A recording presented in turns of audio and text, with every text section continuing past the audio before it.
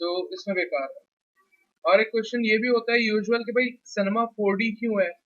3 dimension तो हमें पता है एक्स वाई जी, और चौथी डायमेंशन इज योर टाइम, इसलिए 4 डायमेंशन 4D। बाकी ऑनेस्टली अगर हम बात करें 7D 8D 12D, इसका मुझे कोई खास अंदाजा नहीं है और मुझे पता ही नहीं है। हाँ, अगर आप ऐसे पूछ रहे हो कि जैसे आजकल कोरिया में और जापान में आपके पास 90 डिग्री स्क्रीन चल रही है होलोग्राफिक, वो कोई डी भी नहीं है, वो 3D है। अगर 4D का होगे तो हाँ, उसमें अगर एनिमेशन होगे तो 4D या टाइम इंक्लूडेड है, लेकिन उसमें ये 13 14 20D नहीं होता। अगर बात की जाए ये 12D 8D, इसमें साउंड सराउंड का कोई कॉन्सेप्ट नहीं आता, लेकिन साउंड एको का कॉन्सेप्ट आता है, तो इसलिए हम 12D 8D कहते रहते हैं, राइट। डिमेंशंस विजुअल जो होता है वो मैक्सिमम 3 है इसमें, और आगे कुछ आ जाए नया सो आई एम नॉट श्योर। जैसे कोरिया काम करता है होलोग्राफिक पे, तो वो है 3.5D, क्योंकि उसमें भी चौथा डिमेंशन पूरा नहीं दिखता आपको, लेकिन चौथा डिमेंशन हल्का सा फील हो रहा होता है, ठीक है। कुछ कॉन्सेप्ट होना जरूरी है। अभी हमें ये दिख रहा है सिनेमा 4D, और सिनेमा 4D एक सीजनल सॉफ्टवेयर है। ये सीजन आया था, वो सीजन चला गया, लेकिन ये सॉफ्टवेयर अभी तक बचा हुआ है हमारे पास। और हो सकता है नेक्स्ट टर्म में, उससे नेक्स्ट टर्म में जब भी रिवाइज होगा सेमेस्टर करिकुलम, तो उसमें C4D हट जाएगा। इसके यहाँ होने का मकसद सिर्फ इतना है कि आपके पास एक गो थ्रू नॉलेज हो, कि आप जब थर्ड सेमेस्टर में टाइप करो तो आप परेशान ना हो जाओ एकदम, ठीक है। लेकिन हम इसको गो थ्रू नहीं करेंगे, हम डीप डाइव करेंगे। क्यों? अपनी आसानी के लिए मैं ऐसा करता हूँ कि जब आप 3D में आओ तो फिर मुझे इतना टाइम आपके साथ नहीं लगाना पड़े। मैं सिर्फ कह रहा हूँ, आप सुन रहे हो, समझ रहे हो, खुद करते रहो। इसलिए मॉडलिंग को थोड़ा बहुत यहाँ देखेंगे, बाकी मॉडलिंग वहाँ देखेंगे, लेकिन यहाँ पे सिनेमा 4D में एक रेंडर इंजन को देखेंगे जो हमें मैक्स में देखना होता है यूजुअल, वो है वीरे। तो हम वीरे को यही पढ़ेंगे, वीरे को वहां भी डीप थॉरली पढ़ेंगे, लेकिन अभी जब थोड़ी बात सुन लोगे और जब हम वहां करना शुरू होंगे, यहाँ भी कर रहे होगे प्रैक्टिकली, लेकिन जब आप वहां कर रहे होगे तो आप बिल्कुल ब्लैंक नहीं होगे। आप हर्डल्स, बेसिक प्रॉब्लम्स यही फेस कर चुके होंगे, तो मुझे इजी हो जाएगा आपको नेक्स्ट माइलस्टोन की तरफ लेके जाना। इसलिए हम इसका रेंडर इंजन यूज नहीं करते, हम third party render engine, render means जो आउटपुट निकालेगा, हम वीरे यूज करते हैं। और हम वीरे यूं यूज करते हैं क्योंकि इंडस्ट्री स्टैंडर्ड है वीरे। अगर आप चाहो, आप आर्नोल्ड पढ़ना चाहो या रेडशिफ्ट पढ़ना चाहो, मुझे बता दो, हम वो डिस्कस कर लेंगे। एक अहम बात 3D स्टार्ट करने से पहले लास्ट के, लुक, हमारे साथ एक प्रॉब्लम है कि the finest render engine is mental rare, जो बहुत रेयर लोग यूज करते हैं, क्योंकि उसमें एक काम, छोटा सा काम करने के लिए भी कुछ घंटे लग जाता है, क्विक प्रोडक्शन नहीं। लेकिन क्विक प्रोडक्शन के लिए फिर वीरे निकल के आया, दूसरा रेंडर इंजन, फिर आर्नोल्ड आ गया, मैक्सवेल आ गया, कोरोना आ गया, रेडशिफ्ट आ गया, बहुत सारे रेंडर इंजन।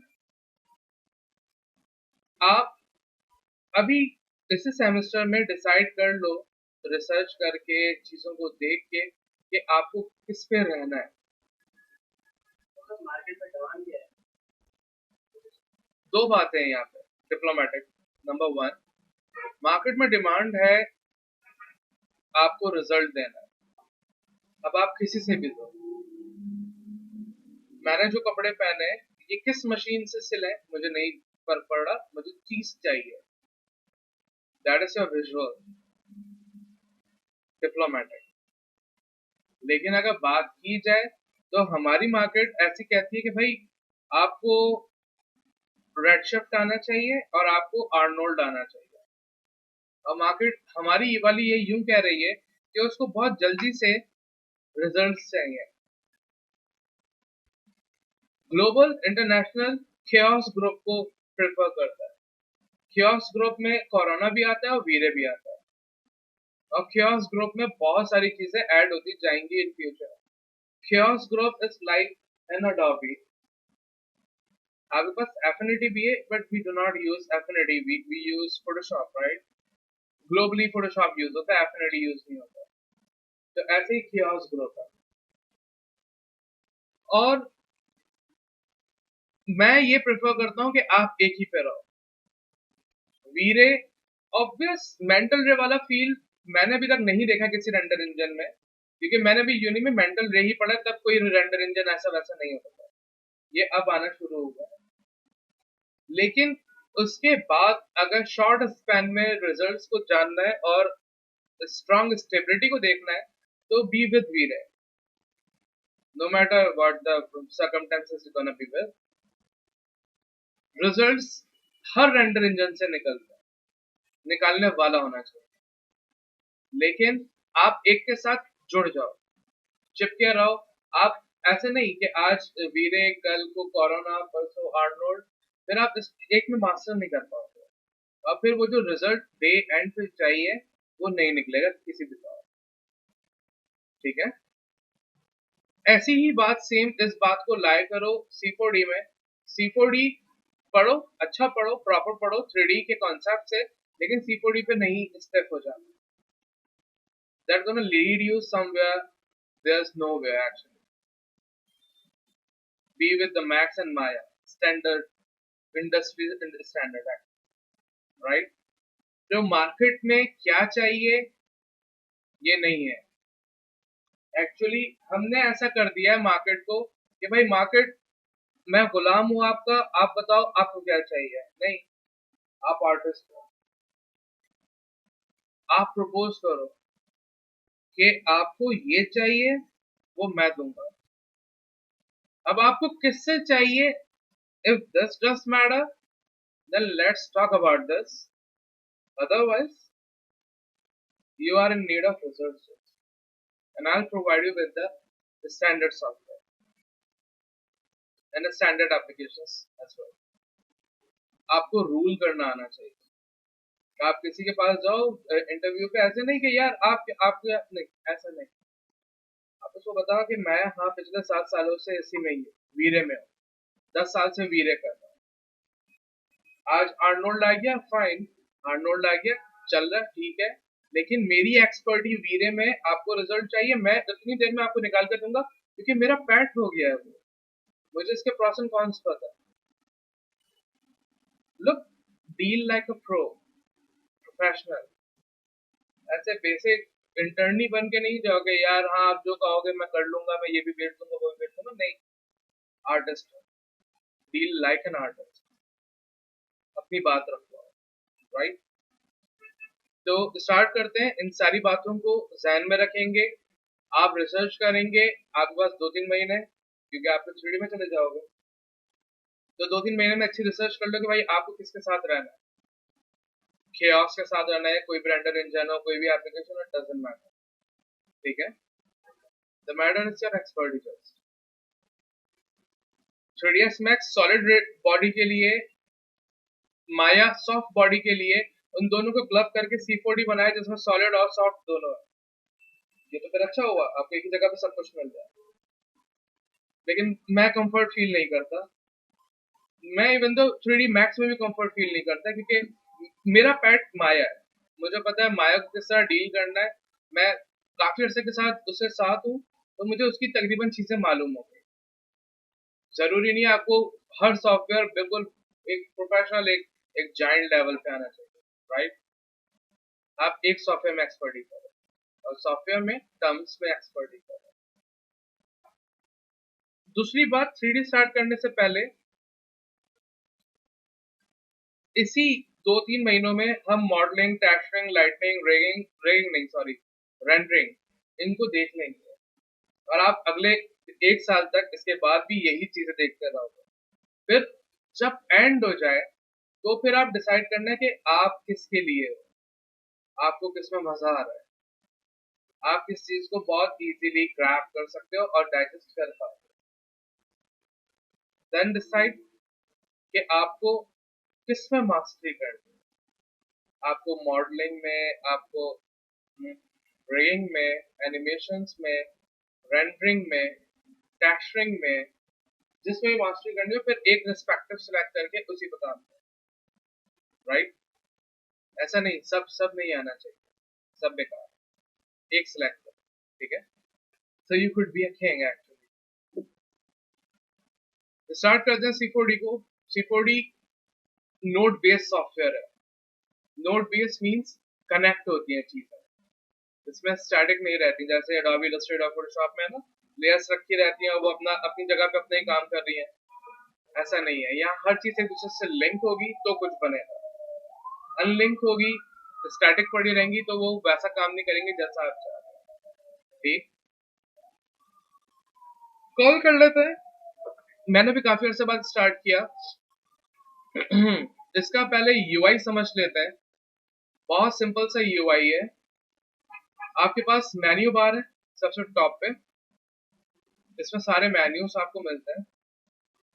उसी के बाद आपके पास ये डायरेक्ट शेल्फ दिया हुआ है, और इसको शेल्फ प्लस टूल बार कहते हैं।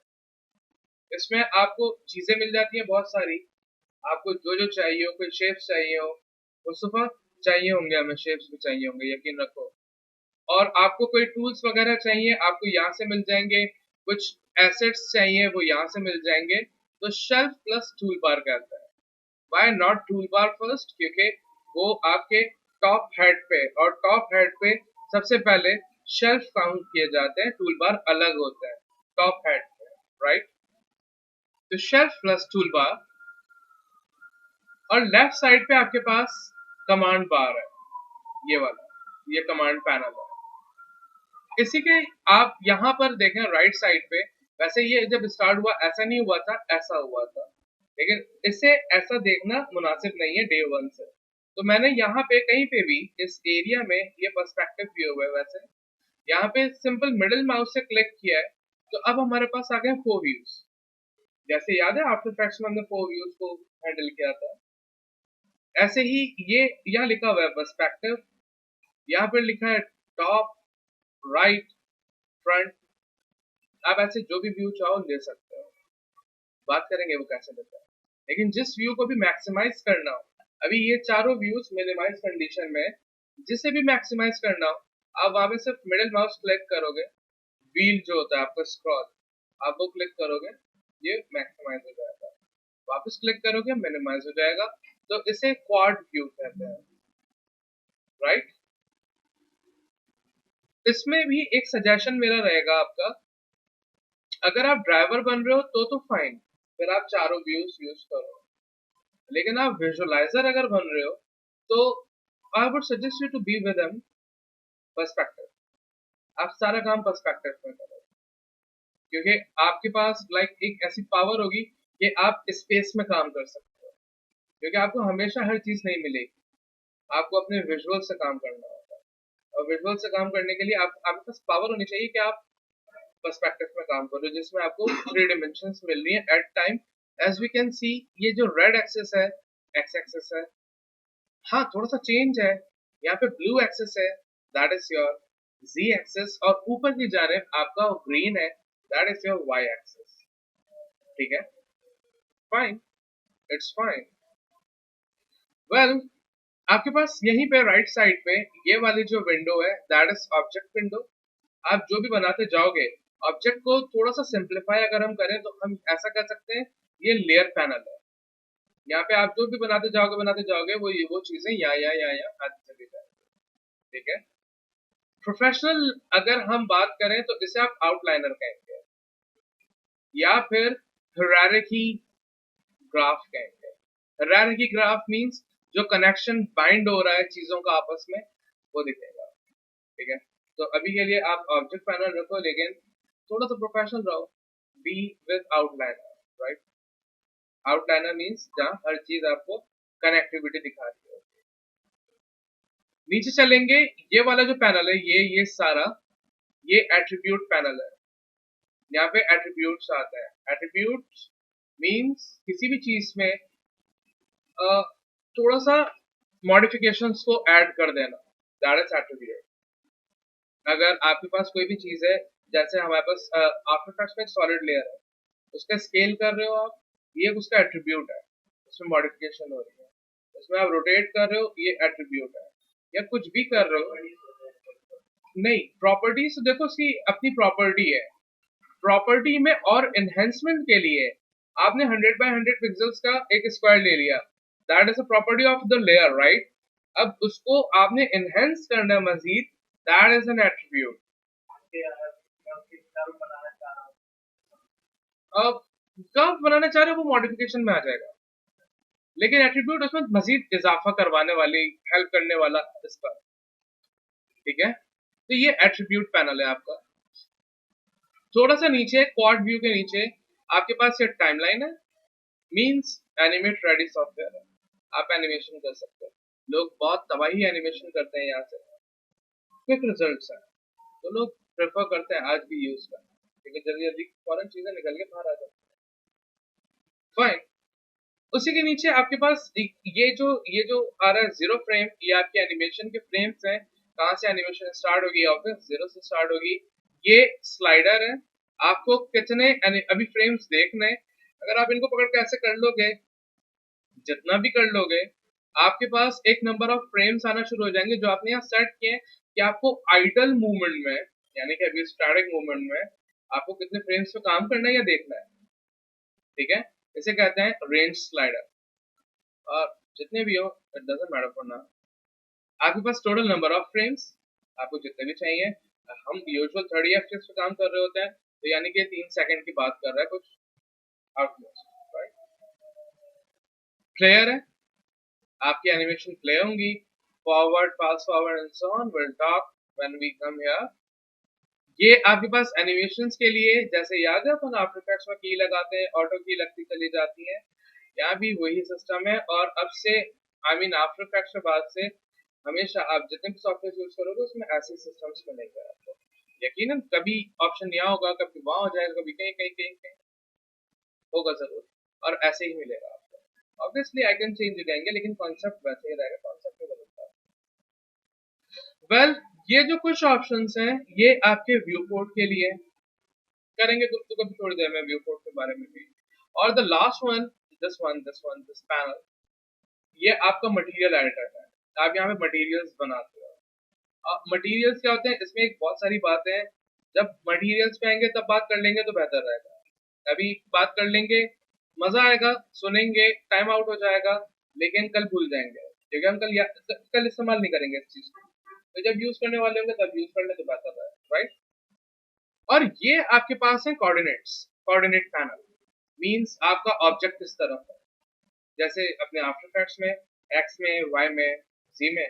ओरिएंटेशन, ट्रांसलेशन, ये वही ट्रांसलेशन और ओरिएंटेशन है, क्योंकि ट्रांसलेट मींस आपके पास z एक्सिस ऐड हो चुका है, राइट।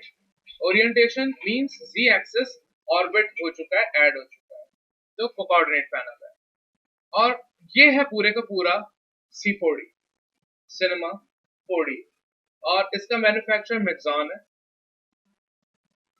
C4D की बात नहीं कर रहे हैं, मैक्सॉन की बात कर रहे हैं। मैक्सॉन की एक अपनी प्लगइन है, और मैं चाहूंगा वो आप लोग ट्राई करो, द फाउंड्री कैमरा ट्रैकर, और वो बहुत जबरदस्त कैमरा ट्रैक करता है आफ्टर इफेक्ट्स में, जो अपना आफ्टर इफेक्ट्स कर रहा था ना। हाँ यार, वैसे है तो फिर, वैसे मैंने बचपन में खरीद लिया था, है। हाँ, बचपन में खरीद लिया था, तो ले लीजिएगा। हाँ, अभी तक पड़ा हुआ बचपन से, मैं संभाल के रखता हूँ।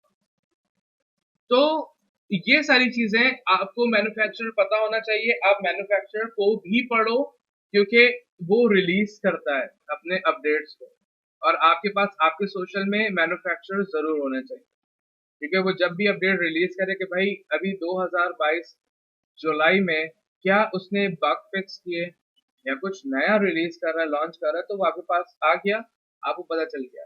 फिर आपको यूट्यूब से नहीं पढ़ना पड़ेगा, आप उसी की मैन्युफैक्चरर की वेबसाइट पे जाओगे, व्हाट्स न्यू में जाओगे, और आप थोड़ा सा नोट्स को पढ़ लोगे। मुस्तफा पढ़ लेना प्लीज, पढ़ोगे नहीं ना फिर मसला हो जाएगा मुस्तफा, तो फिर आपको समझ में आ जाएगा। यूजुअल मैं, मेरे टीचर्स, हम लोग खुद को यूं ही अपडेट करते हैं। यकीनन हमारे पास हर मैन्युफैक्चरर अटैच नहीं है, हमने नहीं किया हुआ है, तो हमने डिस्कॉर्ड पे अपना एक सर्वर बनाया हुआ है, जो मेरे क्लासमेट्स, मेरे टीचर्स, हम सब उसमें हैं। तो कभी भी कुछ किसी को नया पता चलता है, वो वहां पे बेंग कर देता है और फिर हम उसको देखते रहते हैं आर्टिकल को। तो आपके पास भी अपने ग्रुप का एक डिस्कॉर्ड सर्वर हो, या कोई भी डोमेन जहाँ पे आप अटैच हो, तो ये जरूर बनाओ। और आपके बीच में एक हेल्दी कम्युनिकेशन होनी चाहिए regards the knowledge. Remember, knowledge is the real power. अब बस नॉलेज है, आप पावरफुल हो, मोर देन रशिया, राइट? आ जाओ मदर राशा, चलते हैं और स्टार्ट करते हैं हम अपना C4D। और C4D बहुत मजे का है, होने वाला है। अभी आओ पर्सपेक्टिव से स्टार्ट करते हैं। मिडिल माउस क्लिक करते हैं, आप मिनिमाइज मैक्सिमाइज सिचुएशंस में आ सकते हो, और ऑल्ट मिडिल माउस आप पैनिंग कर सकते हो। एक चीज याद रखना, एक काम करते हैं, यहाँ से ऊपर से एक बॉक्स ले आता है, आई मीन क्यूब, ऐसा स्क्रॉल डाउन करोगे जूम आउट, स्क्रॉल इन करोगे जूम इन, ठीक है? और मिडिल माउस ऑल्ट प्रेस करके मिडिल माउस करोगे तो ये आपका व्यू पैन कर रहा है, आपका जो ऑब्जेक्ट है वो वही रखा हुआ है, आप घूम फिर के देख रहे हो उसको, ऑब्जेक्ट पे कोई इम्पैक्ट नहीं आने वाला। जैसे फिर से इंटरलिंक करते हैं कि आफ्टर इफेक्ट्स में आपने एक 3D में लेयर बना ली है, या लेयर को 3D कर दिया, तो आप फिर कैमरा लगा दिया और कैमरे से आप घूम घूम के देख रहे हो, तो वो लेयर वही रखी हुई है, राइट?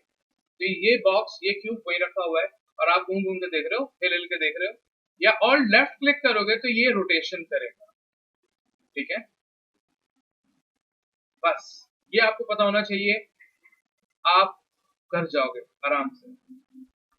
एक और चीज का पता होना चाहिए, इनको हम करते हैं जरा डिलीट, और आपके पास एक साइकोलॉजी होनी चाहिए आपके ग्रिड सिस्टम की।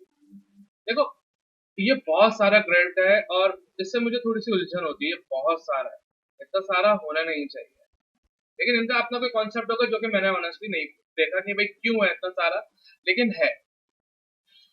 ये ग्रिड जो है, ग्रिड के ऊपर जितना हिस्सा है ये सारा पॉजिटिव है, और ग्रिड के नीचे जितना हिस्सा है, ऐसे वाला नीचे आता है, ये सारा नेगेटिव है। और अगर आपको ये पता है बात कि आप जो भी काम करने लगे हो इस वक्त, इस काम का रेंडर स्टैटिक होगा, यानी कि सिर्फ पिक्चर निकलनी है, उसका कोई काम नहीं है, तो आप जो भी बना रहे हो वो आधा ऊपर हो, देख रहे हो ग्रिड के आधा ऊपर है और आधा नीचे है, ऐसा ही है, दिख रहा है?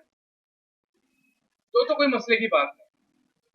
लेकिन अगर कल को आपको ये पता हो कि यहाँ पानी भी आएगा, यहाँ हवा भी आएगी, यहाँ मुस्तफा फिजिक्स भी ले आएगा, सिमुलेशन करेगा, अगर ऐसी वाली बातें होने लगी, आपको पता है आप इस चीज के लिए काम कर रहे हो, या फिर वो गेम में जाएगा, अनरियल में जाएगा या यूनिटी में जाएगा, इंजन में जाएगा, तो फिर इसको आधा नीचे ऊपर नहीं होना है, या तो ये पूरा नीचे हो या पूरा ये ऊपर हो, क्योंकि इस वक्त एक ऑब्जेक्ट में पॉजिटिव नेगेटिव सिचुएशन डेवलप हो रही है, और मुस्तफा ने बता दिया है कि पॉजिटिव नेगेटिव सिचुएशन नहीं होनी चाहिए, है ना मुस्तफा? है ना? खड़े हो जाओ, इतना मुस्तफा मुस्तफा करूंगा मेरे ख्वाब में आओगे, खड़े हो जाओ, सोते रहोगे, वरना C4D है मुस्तफा। ओके, तो आपको पहले अपने प्रोजेक्ट मैनेजर से या अपने क्लाइंट से पूछना होगा कि भाई इसका करोगे क्या, वो बताएगा कि यार ये क्यों बन रहा है। अगर एक गेम एनवायरनमेंट है और वो सिर्फ एक कॉन्सेप्ट बन रहा है, अभी वो गेम नहीं बन रहा है, तो भी मेरे पास ये होना चाहिए, मुझे ये सोचना चाहिए कि भाई ये कल को गेम बनेगा, ये रीमॉडल नहीं करवाएगा, तो ये सारा पॉजिटिव हो, आई मीन इन्हें आप ऐसा करो और ये पकड़ो, वैसा कर दो, बिल्कुल ऊपर। और कितना ऊपर, आप अभी स्टार्टअप में जाके देख सकते हो, टॉप नहीं, top want work with me, हाँ फ्रंट से देखो ये थोड़ा सा नीचे है, तो इनको थोड़ा सा ऐसे ऊपर ले आओ, ताकि ये कंप्लीट पॉजिटिव सोर्स में आ जाए हमेशा। अक्सर बेशर हम ये गलती करते हैं और प्रोजेक्ट पूरे का पूरा बाउंस हो जाता है, और फिर आपके लिए प्रॉब्लम खड़ी हो जाती है कि आप बातें सुनना शुरू कर देते हो, राइट? तो सबके अंदर ही ऊपर, सबके अंदर मतलब हमेशा ऊपर ही, हमेशा ऐसे नहीं होगा, पता है? सॉफ्टवेयर बाय डिफॉल्ट कभी कभी क्रैक के बायस ले आता है, वरना यूं करोगे वो हमेशा ऐसे ही पॉपुलेट करेगा। क्यों ऐसा क्यों करेगा? इसकी भी एक वजह है, लॉजिक है। ये भी इंटरव्यूज में क्वेश्चन होता है, भाई क्यों वो आधा ऊपर आधा नीचे पॉपुलेट हो रहा है ऑब्जेक्ट आपका? वो यूं पॉपुलेट हो रहा है कि भाई कैलकुलेशन कोई चीज होती है, और जहां इंटरसेक्शन डेवलप होता है, तो वो जीरो ओरिजिन जीरो एक्सिस बन जाता है। और जीरो एक्सिस पॉजिटिव भी नहीं होता, नेगेटिव भी नहीं होता, इसलिए ऑब्जेक्ट कंसिडर नहीं कर पाता कि वो पॉजिटिव में या नेगेटिव में है। तो वो बिल्कुल इन बिटवीन इंटरसेक्शन पे पॉपुलेट करता है आपके ऑब्जेक्ट को, वो जो कि आधी ऊपर और आधी नीचे जा रही है, पैरामीटर्स। ठीक है, तो इस वजह से आधा ऊपर बनता है और आधा नीचे बनता है, और मैं कुछ नहीं कर सकता। तो मुझे क्या करना होगा, जब भी मैं कुछ लूंगा उसे फौरन पहले ऊपर करूंगा और फिर कुछ करना शुरू करूंगा। That is a symptom of 3D, means you are in a 3D। आपको बहुत सारी चीजों का ख्याल रखना है। 3D ऐसे ही क्लिक करके नहीं हो जाता है, ठीक है। और 3D में लोग भी कम है, वो यूं ही है, क्योंकि वो इतनी सारी फटीके पाल नहीं सकते, क्योंकि वो काम चोर है। नहीं, बेपन है, बेपन है। 2D वाले तो ऐसे हैं जैसे आजकल मेंढक मिल रहे हैं। नहीं यार, मैंने 4 पकड़े हैं यार। नहीं नहीं, भी कल परसों छुट्टी में घूम रहा था, घूम रहे थे, पकड़ के बोतल में ले आए घर पे। फिर अम्मी ने मार कर भगा दिया, मुझे भी होने थी। चलो, तो मेंढक की तरह मिल रहे हैं designers, so called designers, creative designers की बात नहीं कर रहा, वो बहुत रेयर मिलते हैं। लेकिन उससे भी ज्यादा रेयर मिलते हैं 3D आर्टिस्ट। और इसमें 2 3D आर्टिस्ट है, एक जो है वो बस लकीर का फकीर है, वो जो मिलता है वो बना रहा है। एक जो है वो कॉन्सेप्ट बनाता है, वो सोचता है, अपना गेम डिजाइन सोचता है, और फिर वो बनाता है। और जब वो बनाता है तो वो फिर यूनिक हो जाता है। लाइक 2D में अगर देख लो, फ्लैपी फिश बहुत मशहूर हुआ। फ्लैपी फिश एक साइकोलॉजिकल गेम था, लेकिन एक यूनिक था, एक कॉन्सेप्ट था। तो गेम का कॉन्सेप्ट होना जरूरी है, तो कॉन्सेप्ट आपके पास होना चाहिए। और कॉन्सेप्ट क्रिएशन हमने 2D में देखा कितना सिंपल होता है। चलो, ये सिंपल सिंपल छोड़ते हैं और अब स्टार्ट करते हैं अपना C4D। और आपके पास सिर्फ एक क्यूब है। आज आपका टास्क कुछ खास नहीं है। आपने क्या करना है, आपने सिंपल ऑब्जेक्ट्स को लेना है। Wait, let me describe this thing with you in a basic जबान में मैनिपुलेटर कहते हैं, लेकिन प्रोफेशनल टर्म में फेवियट कहते हैं। फेवियट मींस वो एक्चुअली एलिमेंट जो कि आपके एक्सेस के साथ साथ आपके टाइम को कंट्रोल करे, दैट इज फेवियट। मैनिपुलेटर मींस जिसमें टाइम नहीं होता, जिसमें सिर्फ एक्सेस होते हैं, और एक्सेस में मींस ट्रांसलेशन, ओरिएंटेशन और स्केलिंग होती है। लेकिन फेवियट में टाइम भी कंट्रोल होता है। फेवियट हेल्प करता है टाइम को कंट्रोल करने के लिए। हम पीरियड चेंज करके हवाओं के रुख को बदलते हैं, उसके डिस्पर्शन को चेंज करते हैं, टॉर्नाडोज बनाते हैं। तो वीएफएक्स की दुनिया की बात है, लेकिन आपके पास ये पता होना चाहिए कि पीरियड और मैनिपुलेटर में फर्क है। ठीक है, तो अभी के लिए ये मैनिपुलेटर है, लेकिन आप कल को सीजीआई में जाओगे तो आज भी ये मैनिपुलेटर नहीं है, ये आज भी आपके लिए पीरियड है। और यकीनन जब ये 4D है, दैट मींस 4 डिमेंशन, इसमें टाइम एडेड है, तो इसके पीरियड में भी कुछ पावर होगी। आई मीन ये मैनिपुलेटर नहीं होगा। हाँ, मैनिपुलेटर कहाँ था? आपके आफ्टर इफेक्ट्स में था, क्योंकि वो जो एक्सेस है वो कंट्रोल नहीं करता आपके टाइम को। ठीक है, ये डॉक्टर स्ट्रेंज है एक्चुअली, इनके पास है टाइम स्टोन था। थैनोस आएगा भी नेक्स्ट सेमेस्टर में, तो अभी छोड़ देते हैं और इसको बहुत सिंपल रखेंगे हम आज के लिए। ये रहा आपके पास मूव, जिसकी शॉर्टकट की ई है। इन्हीं के बिल्कुल बराबर में स्केल, जिसकी शॉर्टकट की टी है, और उन्हीं के बिल्कुल बराबर में रोटेशन, जिनकी शॉर्टकट की आर है। और इनके आइकन्स भी थोड़े थोड़े चेंज है। मूव को समझ लेते हैं। आपके पास डबल कोऑर्डिनेट्स होते हैं, मीन सिंगल एक्सेस, और कहते हैं double access. Single access means जी, रिस्पेक्टिव जी में जाएगा। मैं कहीं भी माउस लेके जाऊं सिर्फ जी में जाएगा। या एक्स रिस्पेक्टिव, या फिर वाई, वही जो ऊपर नीचे हमने किया था। ओके, और double coordinates means z and x, इनके बिल्कुल बीच में ये आ रहा है डबल कोऑर्डिनेट। आप इनके थ्रू मूव कर सकते हो, और मूव करो, आपको प्रॉब्लम होगी। आपने भी यहाँ मूव किया, आप थोड़ा सा यूं करके देखोगे, ओ कहीं और चला गया, आपको प्रॉब्लम होगी। लेकिन यही प्रॉब्लम आपके लिए कल ईज डेवलप हो जाएगा और आपके विंडोज खतरनाक होना शुरू हो जाएंगे। तो डबल कोऑर्डिनेट भी यूज करो, सिंगल कोऑर्डिनेट भी यूज करो, ये आपकी हेल्प के लिए है। इन्हीं के बिल्कुल बराबर में आपके पास स्केल टूल। और स्केल टूल, ये जो स्क्वायर बॉक्स आ रहा है, that defines the scaling, not this lines, right. ये आपका स्केल कर रहा है, ये फोर साइड्स कर रहा है, ऑल फोर साइड्स कर रहा है। आप ऑल फोर करो, ओ सॉरी, या फिर आप सिंगल करना चाहो तो इसके लिए थोड़ी देर बाद बात करें। और आप अगर थोड़ी देर बाद छोड़ो, यहां से कर लेते हैं। ये जो छोटे छोटे डॉट्स आ रहे हैं, ये रिस्पेक्टिव डायमेंशन है, ऐसे आप जिसको भी करना चाहो, जिस डायमेंशन को जिस एक्सिस में आप करना चाहो आप कर सकते हो, ठीक है। या आप ऑल फोर साइड्स करना चाहो, ऑल फोर साइड्स करो। The last thing is rotation. Rotation में एक चीज मैं नहीं करता कभी भी, आप भी नहीं करना प्लीज, कि आप इन लाइंस के अलावा कहीं से भी पकड़ कर रोटेट करो, क्योंकि आपको पता नहीं चलेगा कि आप कहाँ रोटेट कर रहे हो। लेकिन मैं ये कभी कभी करता हूँ, कब?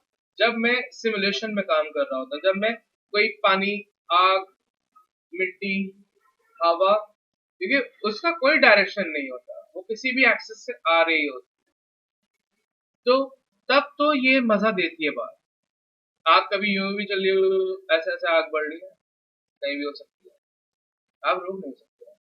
ऐसे ही हवा है, ऐसे ही पानी है, तो तब बीच से यूज करो if you want to, otherwise go with that. ये रेड इज फॉर एक्स, और यहाँ देखो, यहाँ छोटा सा पिवट भी बना हुआ है आपके पास, और वो आपको अंडरस्टैंड कर रहा है। Red is for X, blue is for Z, and the green one is for Y. और ये टर्म आपके थ्रू आउट हर हर सॉफ्टवेयर में रहेगी, इवन तो चाहे वो होर्डिनी क्यों ना हो या कटाना क्यों ना हो। यानी कि ये CGI का टॉप नॉच सॉफ्टवेयर है, और ये बहुत रेयर यूज होते हैं, लेकिन उसमें भी यही टर्म मिलेगी आपको, और ऐसे ही कलर मिलेंगे। लेकिन मुस्तफा चाहेगा चेंज करवाएगा, ठीक है, मुस्तफा कुछ भी कर सकता है। Mustafa, look I am pushing hard to make you alive, right? Left. अभी आपने कुछ नहीं करना है, और मैंने कुछ कराना भी नहीं है आपसे, आई मीन मैंने खुद यहाँ कुछ नहीं करना है। अब आपने करना है कुछ, और आपके पास शेप्स हैं, थोड़ा सा टाइम वेस्ट कर लेते हैं। ऐसे यहाँ पे बहुत सारे शेप्स हैं, और इनको टेयर कर लेते हैं ऐसे। अब आप कोन लेना चाहो, सिलेंडर लेना चाहो, आप जो भी ऑप्शन लो। मैं अभी आपको एट्रीब्यूट नहीं समझा रहा कि एट्रीब्यूट कैसे चेंज होगा। आपको सिर्फ इतना पता है कि आप स्केलिंग कर सकते हो, आप रोटेशन कर सकते हो, आप मूव कर सकते हो। आपके पास आपका कॉन्सेप्ट है आपके आफ्टर इफेक्ट्स में 3D व्यू में जाके, यानी कि 3D ओरिएंटेशन में जाके सीन क्रिएट करना विद 2D लेयर्स। याद है हमने हॉलवे बना रहे थे, बाहर का गेट खुल रहा था, लाइट जलानी थी, किया नहीं, कर रहे थे। अब वो कॉन्सेप्ट यहाँ पे लाई करना है। ये 3 टूल आपको पता है, ये कुछ शेप्स आपको पता है, आपके पास नेट पूरे 4 घंटे हैं, नहीं 3 घंटे हैं। आपने ये पूरी lab, basic prototype lab ready कर। Obvious I don't need the details like fan, पूरी उसमें ग्रिल नहीं होगी, लेकिन फैन की जगह you can show some desk, right? या that is a fan somewhere. LCD की जगह आपके पास ऐसे कुछ शेप हो जाएगी। Look, we need a prototype, और गेम डिजाइन का पहला स्टेप ही प्रोटोटाइप ही होता है। ऑब्वियस वो पेपर पे होता है, हम डायरेक्ट 3D में कर रहे हैं, just for the initial execution, ठीक है। तो आप शेप्स को यूज करोगे इन 3 टूल्स को यूज करोगे, you're gonna face a lot of problem and that is what I want. और आप ये पूरी लैब क्रिएट करते हो, आपके पास चारों व्यू हैं, आप ऐसे कहीं रखो लाइक टेबल, और शिफ्ट प्रेस करके, नहीं सॉरी कंट्रोल प्रेस करके कॉपी निकलती है, मैंने कुछ कॉपीज निकाल ली और फिर इन्हीं को लिया और कंट्रोल प्रेस करके एक और कॉपी निकाल ली जिन पे हमने रोटेशन कर लिया, कंट्रोल प्रेस करके क्लिक एंड ड्रैग ऐसे, और इनको थोड़ा सा ऐसे लंबा कर लिया, थोड़ा सा यूं भी कर लिया, है ना। अब भाई चीजें पड़े हुए यहाँ पे, टेंशन की बात ही नहीं है। और फिर आराम से ऐसे हल्का सा ऊपर किया, यूं किया, चीजें बनना शुरू। देखा, क्रिएटिव लोग समझ जाते हैं।